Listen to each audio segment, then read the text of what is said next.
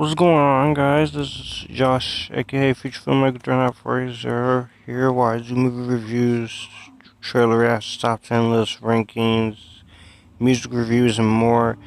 And I'm sorry if I haven't been doing TV show reviews lately, but usually I would just wait till a series or a season is over, or just review a complete series in general if it's an older TV show. But I figured to talk about, play a little bit of catch up and do a superhero TV show catch up review. Now, I know what you're about to say. What about The Walking Dead? Well, honestly, this season of The Walking Dead started out good, but uh, but anyways, we got the Arrowverse shows, Black Lightning, and The Gifted. So let's get started. So starting off with this superhero season catch up is I'm going to start off with Supergirl season 4.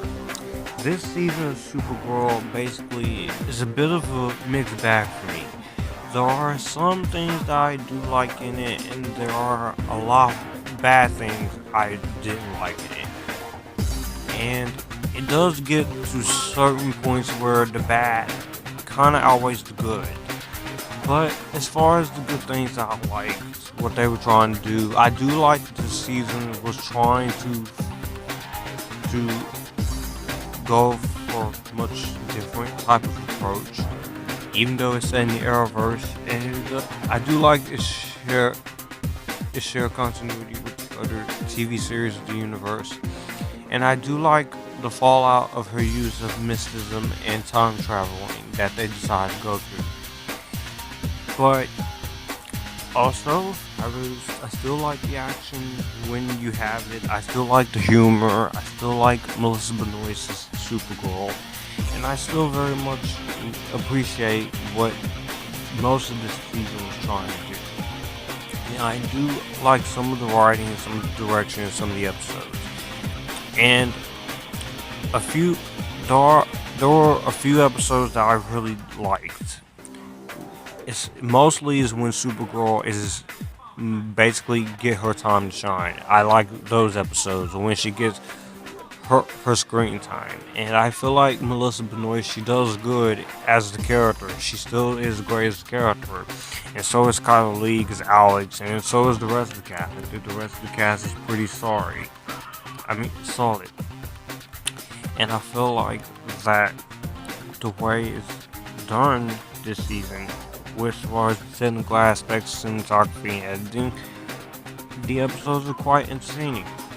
And I do enjoy the Elseworlds crossover. And it's a nice way to set up Batgirl. And I also do enjoy the episodes with Lex Luthor. And I do enjoy the first couple of episodes.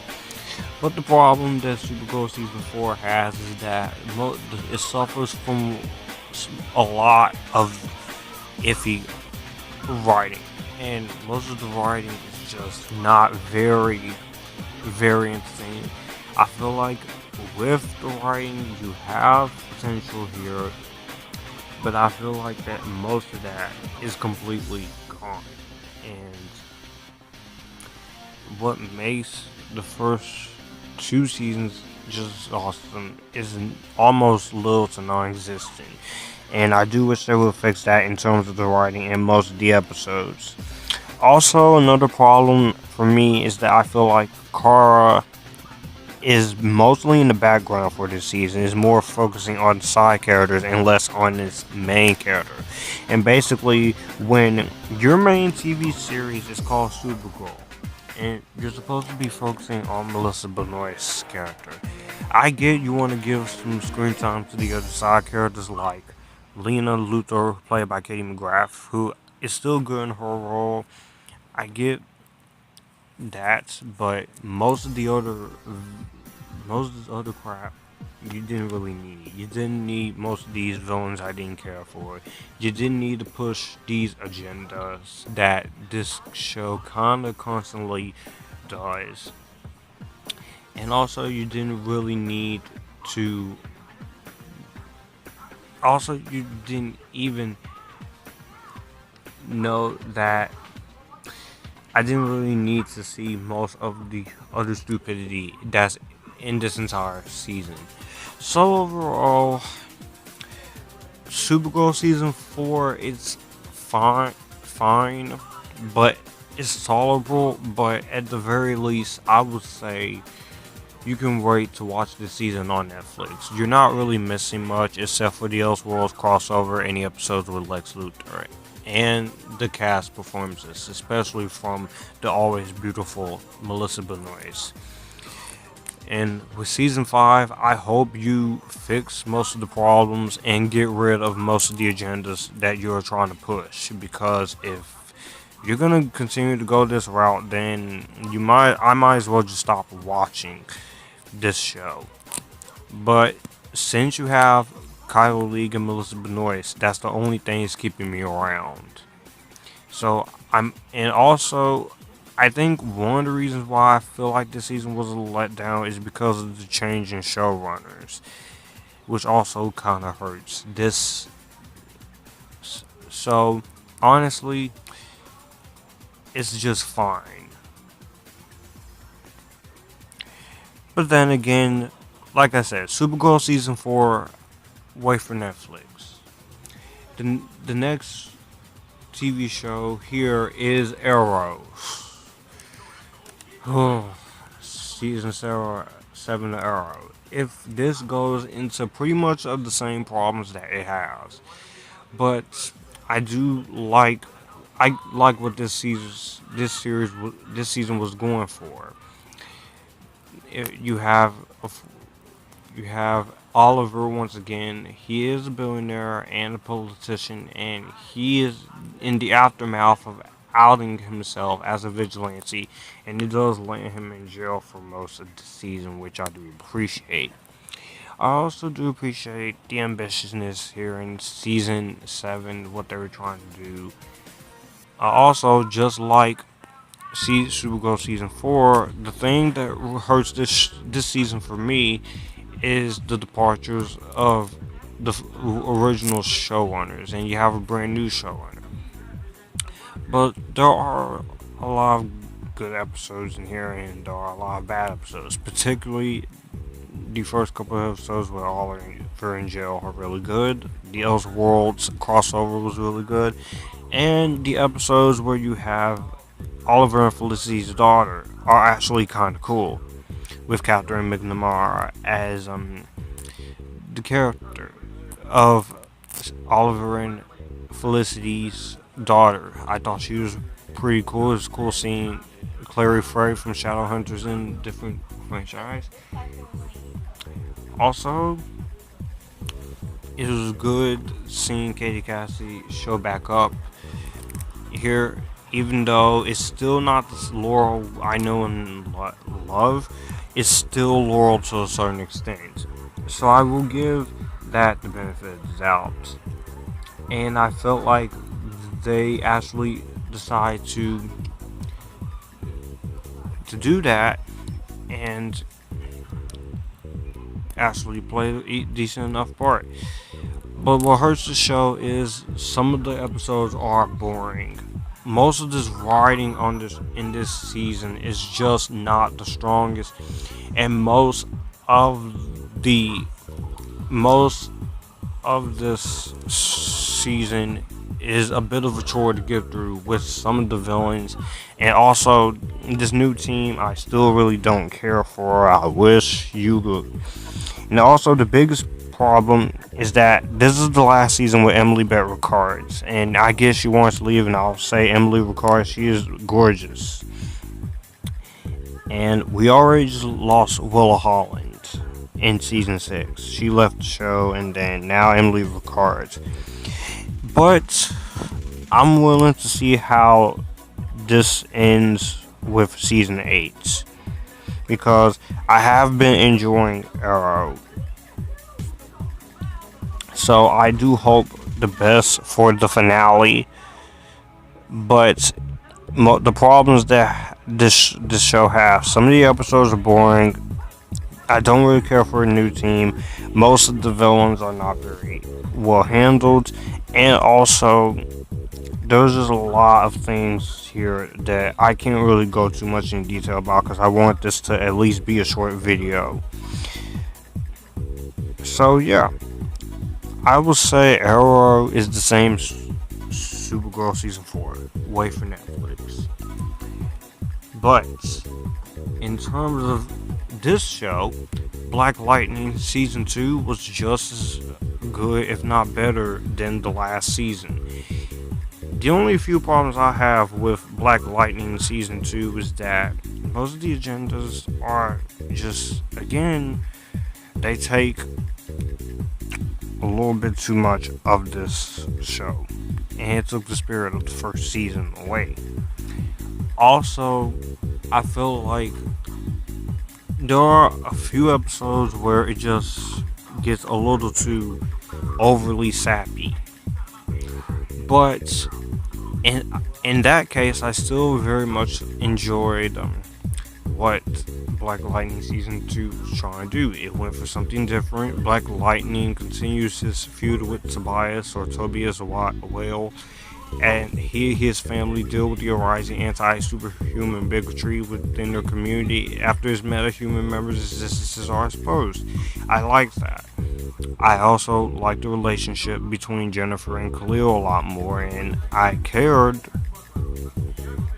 about it when that actually happened. When a certain thing actually happens to Khalil, even though we find out at the final episode that he may or may not be dead. I'm not sure because we did see a dead body there, so yeah. The soundtrack is still pretty top notch. You do get a pretty nice build up to Jennifer getting her Black Lightning suit, in which Sean McClain does a great job as Jennifer. Jefferson Pierce, the main actor who plays Black Lightning, like I said, he's still great. Nafessa Williams, I still think she's great as the other daughter. The acting's still great. Tobias is still an awesome villain. But the biggest problem with the last episode of Black Lightning is that I feel like it ends on a cliffhanger. So I can't wait to see how this wraps up with season 3, how that cliffhanger is gonna get resolved. So Black Lightning season 2 is an epitastic. As far as Legends of Tomorrow season 4, this season of Legends of Tomorrow, I'm just gonna keep it short and sweet here. The episodes were pretty entertaining, but too much of this whole Sarah and Ava stuff kind of got on my nerves, and most of the weird writing decisions kind of hurts the season a little bit, and I do wish they were in the crossover. But besides that, I still kind of enjoy Legends of Tomorrow season 4, and the episode with there's one moment in season 4. There's a lot of great moments there, but the one moment that I really liked was the one episode in which Katie Lotz, she basically talks to Ava wearing this awesome, pretty sexy outfit. So yeah, and Brandon Ralph still, Katie Lotz, they're still pretty awesome as well. So I have to give them a nice awesomeness there. And this is just a pretty decent enough season. It's just fine.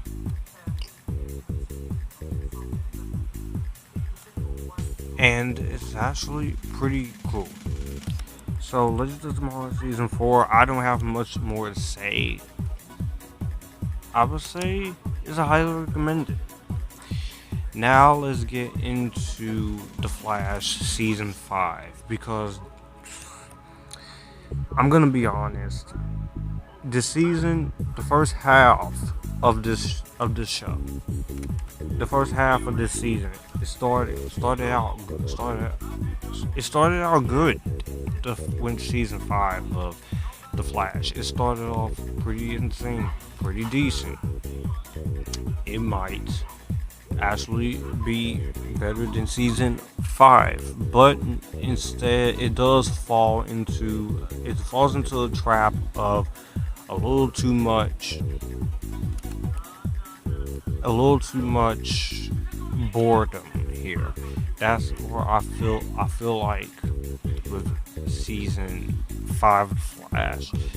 I do like the interesting concepts they tried to pull with Jessica Parker Kennedy as Nora and her possibly mm, the consequences of his time travel. I like that part, and I do like some the episodes that was thrown to us.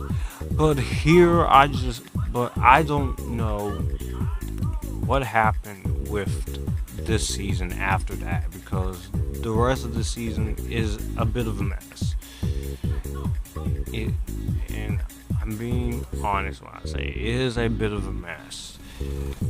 Most of the writing is just not non-existent. I feel like the villains were not really the most intimidating or at the slightest interesting. And I feel like that in some parts it feels like I'm just watching the Nora show, and then you find out that Nora's gay. I'm like, okay, that's fine. I didn't need to know that, but still, I still thought it was a decent enough thing they were trying to do, and also the writing is not your best, not your best. But I can't fully sit up here and say this season sucked, because there are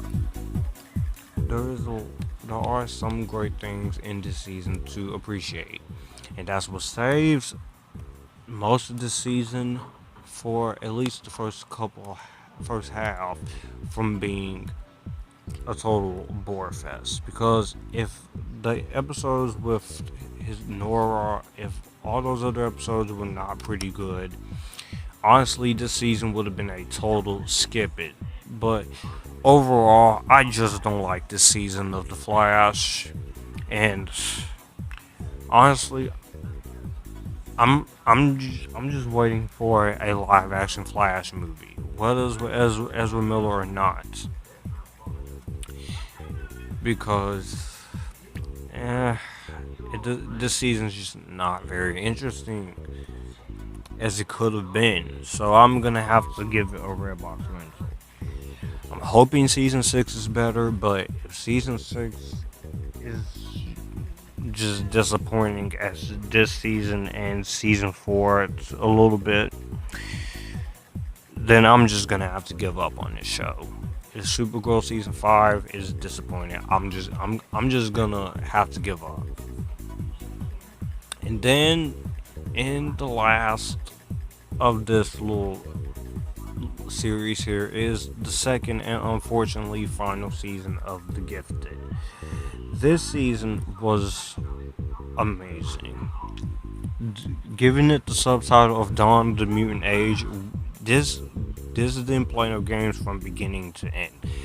I thought this season was really great. This season they explored the Hellfire Club and the Purifiers, and you introduced the Morlocks. And this season you see more of the Mutant Underground's base becoming more of a network than remaining in a single location, and they're having to hide in plain sight and interact with other mutants out in the world. And I thought it was an interesting change of pace, both thematically, mentally, and physically, and thematically more resonant. And with the Hellfire Club, I like the interesting take they did on there. They're hiding in plain sight, but they have the halls of power. And I like how we see these two factions go about helping mutants in different ways. and how they come together at times due to relationships between people in each group. And then you explore the incident that was mentioned in the first season, do flashbacks, and its exploration of multiple episodes. I really appreciated that. And you have a new organization from the comics first feature after Trask Industries. And this, what I liked about this season is that the story for this season was broken down before the decision was made, and the writers and the producers really did their best here. I thought this was the best. Now, season 1 was great, but this one was even awesome. You see Lorna Dane and having to have her baby, and Andy Strucker Day, and all of this intensity. All the conflict, all the dramatic elements, all the intensity, and the idea to fight for mutant civil rights. I thought that was very interesting to see it, and all of this stuff from the comics was really great. You do have some new set of characters with our original characters. I do like River Page. I do like most of the other characters that they were trying to do, like William, Evangeline, Dot. It's just a lot of new characters I really liked, but I still really cared about our other set of characters: Thunderbird, Jamie Chung, Clarice Fong, Jace Turner, Andy Strucker. All of the characters I still really care for.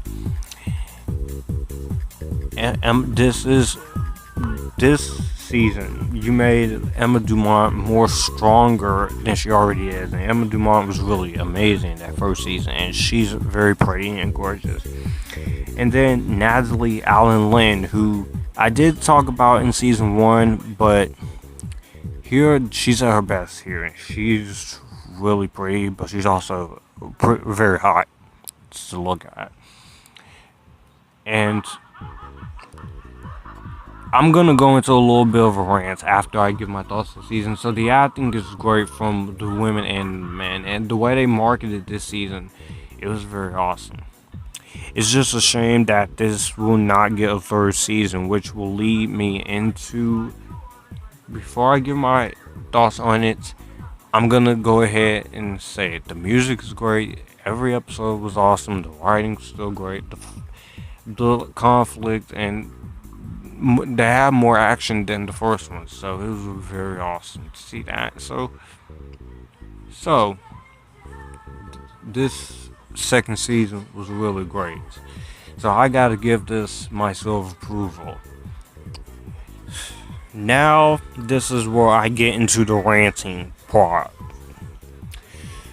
When it comes to this show and 2 other shows on Fox, Empire and Star, these 3 shows were canceled by Fox for reasons I don't even understand, because all 3 shows, they were hits with people who watched them. They say with Star and Empire they canceled those to make room for other shows, but Lee Daniels is mad about it, and the whole cast of those 2 shows are mad about it. Empire luckily gets a season 6 before it goes to a different network possibly, but honestly I don't watch Star Empire, but I'm gonna have to speak more on Star's part, because you ended season 3 on a cliffhanger, and you expect people to accept that. Fox, that is just wrong. Luckily there are petitions going around, and it's going to go to other networks. And with The Gifted, you really just hurt fans of The Gifted, because I watched this, loved the show. I wanted to see more of the show after this. So I am hoping Hulu or someone picks up this show, because this show, The Gifted, needs to finish what it started, and Star needs to finish what it started. But Fox, you just get ready, because Tuesday and Wednesdays in the fall, you are going to be losing a lot of membership viewers because of the new shows that you're going to be putting on there. This is what happens when networks cancels good TV shows you like, and that gets very popular ratings by a lot of people who watches it. But yeah, the TV shows that no one else likes to watch, it's just not very good. So honestly, when it comes to this whole situation of Fox canceling shows, they're not new to this, but I'm just gonna say, you better be lucky you have The Simpsons, The Orville, and Family Guy, because I do still watch The Simpsons and Family Guy, and The Orville is actually pretty entertaining. So you're just lucky. Honestly, this is just, it's very heartbreaking. But like I said, Supergirl is, season 4 is fine. The season of Arrow is fine. Black Lightning was great. The Gifted season 2 was great. The Flash was not very good at all with the season, except for the first half. And Legends of Tomorrow was pretty decent this season.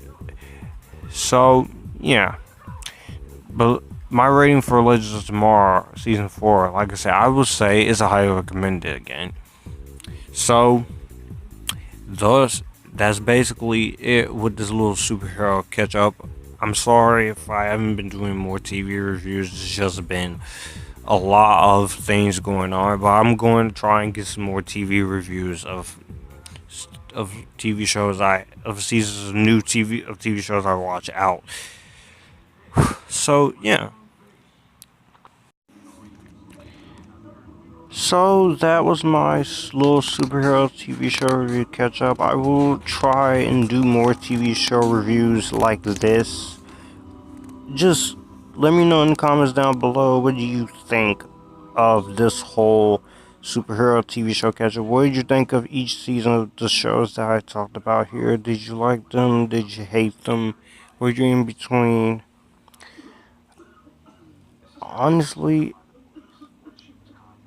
and how do you feel about this idea of me taking different TV shows and reviewing them in one video? You guys let me know. Be sure to follow my social media links. You guys keep it cool and join the epitasticness. I'll see you in the next one.